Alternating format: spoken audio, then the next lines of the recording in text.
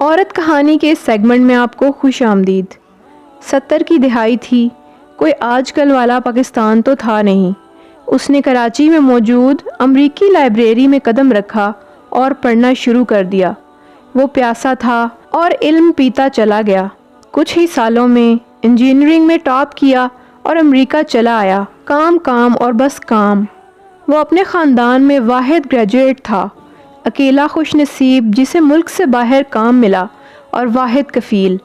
کام کے دوران اس کی ایک وائٹ امریکی مارگریٹ سے شادی ہو گئی۔ ترقی پر ترقی، اپنا گھر، اپنی گاڑی، بینک بیلنس، وہ منزلوں پر منزلیں طے کرتا چلا گیا۔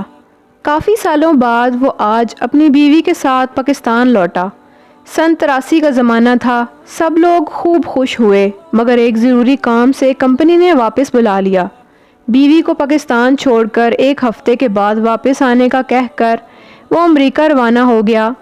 26 گھنٹوں کے طویل سفر کے بعد اس نے رات کی تاریکی میں نیو یارک میں موجود اپنے گھر کا دروازہ کھولا اور بستر پر آ کر اوندھے منہ لیٹ گیا کہ صبح کام پر پہنچنا تھا۔ اس نے بمشکل 6 بجے کا الارم لگایا۔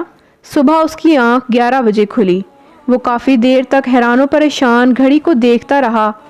اس نے چھلانگ مار کر بستر سے اٹھنے کی کوشش کی، مگر یہ کیا، وہ تو اپنے آپ کو 1 انچ بھی نہ ہلا پایا۔ اس نے گھبراہٹ میں چیخنا چاہا، مگر کوئی آواز نہ نکل سکی۔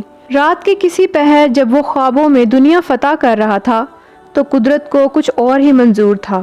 اسے فالج کا اٹیک ہوا اور صبح تک اس کا جسم، اس کا چہرہ اور تمام عضلات کسی بھی قسم کی حرکت سے معذور ہو چکے تھے۔ اس کا دماغ کچھ کام کر رہا تھا، مگر اسے بڑی مشکل پیش آ رہی تھی، یہ سوچتے ہوئے کہ وہ کون ہے، اس کا نام کیا ہے، بیوی، بچے، ماں باپ کون ہیں۔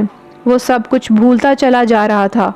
یادداشت کا کھونا بالکل ایسا ہی ہے جیسے کوئی قسطوں میں خودکشی کرے۔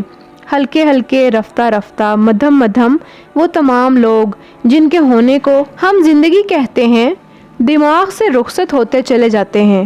دل میں رہتے ہیں، مگر دل تو احساسات کا مجموعہ ہے۔ شکل کو نام اور صفات تو دماغ دیتا ہے۔ مسٹر صدیقی کو بستر پر پڑے پڑے آج تیسرا روز تھا۔ موبائل فون تو اس دور میں ہوتے نہیں تھے، اور اگر ہوتے بھی تو وہ کون سے اس قابل تھے کہ وہ ہاتھ ہلا سکتے۔ گھر میں موجود فون بجتا رہا، کبھی آفس والے کال کرتے تو کبھی پاکستان میں گھر والے۔ اتنی بے بسی تو شاید مردوں کو بھی نہ ہوئی ہوگی کہ انہیں کم از کم اس بات کا تو سکون ہوتا ہوگا کہ وہ مر چکے ہیں۔ مرنا کتنی بڑی نعمت ہے، انہیں آج سمجھ آ رہا تھا۔ 4تھا دن، 5واں دن اور آج 6ٹھا دن۔ غلطی سے آج ڈاکیا دروازہ کھلا دیکھ کر مسٹر صدیقی کو ہیلو ہائے کرنے آ گیا کہ ان کے اخلاق اچھے تھے اور وہ ہمیشہ ڈاکیے کو دیکھتے تو حال احوال پوچھتے۔ ڈاکیے نے کھلی آنکھوں مگر ساکت جسم کو دیکھا۔ وہ آئے اور اٹھا کر لے گئے۔ اگلے 9 ماہ صدیقی صاحب کومے میں رہے۔ وہاں سے ہوش آیا تو کینٹکی کے ایک ہاس پائس ریہیبلیٹیشن سینٹر میں منتقل کر دیا گیا۔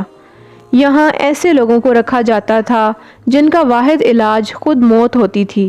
دن، ہفتے، مہینے اور سال گزرتے چلے گئے۔ بیوی نے سمجھا کہ کسی اور کے ساتھ گھر بسا لیا اور اسے بھول گئے۔ اس نے بھی کہیں اور شادی کر لی۔ بہن بھائیوں اور رشتہ داروں نے سمجھا کہ پیسے کی ہوس نے تمام رشتے ناتے توڑنے پر مجبور کر دیا۔ باپ نے سمجھا کہ بیٹا امریکی زندگی میں مصروف ہو گیا اور گھر والوں کی خیریت لینے کا وقت نہیں ہے۔ وہ ناراض ہو گیا اور اسی ناراضگی میں کچھ سالوں بعد باپ کا انتقال ہو گیا۔ ماں پھر ماں ہوتی ہے۔ وہ آخری وقت تک انتظار کرتی رہی کہ ایک دن اس کا بیٹا ضرور واپس آئے گا۔ اس نے مرتے وقت بھی وصیت کر دی کہ جب بیٹا آئے تو اس کی قبر پر ضرور لے آئیں۔ آج اس واقعے کو 33 سال اور 4 ماہ ہونے کو آئے ہیں۔ مسٹر صدیقی، کوئی ان کا پورا نام نہیں جانتا، آج بھی بولنے کی سکت نہیں رکھتے، مگر تھوڑا بہت کھا پی سکتے ہیں۔ پچھلے چند ماہ سے اس سینٹر میں ایک پاکستانی آتا ہے، اس کا نام شاہد ہے۔ شاہد انہیں دیکھتا تو اسے شک گزرتا کہ یہ پاکستانی ہیں، مگر ایک کلین شیو بوڑھے کو دیکھ کر اندازہ لگانا مشکل تھا۔ بول تو وہ سکتے نہیں تھے، مگر مسٹر شاہد کو ایک ترکیب سوجھی۔ وہ گھر سے پاکستانی چکن بریانی لے گئے और मिस्टर सदीकी के सामने रख दी। मिस्टर सदीकी के पूरे जिस्म में सिर्फ आंखें बोलती थीं। आज तो जैसे वो उबल पड़े। नर्स चम्मच से बिरयानी आहिस्ता आहिस्ता मुंह में डालती जाती, मगर इतने आंसू उसमें मिल जाते कि अंदाज़ा करना मुश्किल हो जाता कि चम्मच में चावल की मिकदार ज़्यादा है या आंसुओं की। ये आंसू इस बात का सबूत थे कि बंदा या तो पाकिस्तानी है या इंडियन। शाहिद ने मरीज़ को गले लगा लिया और दोनों न जाने कितनी देर तक रोते रहे।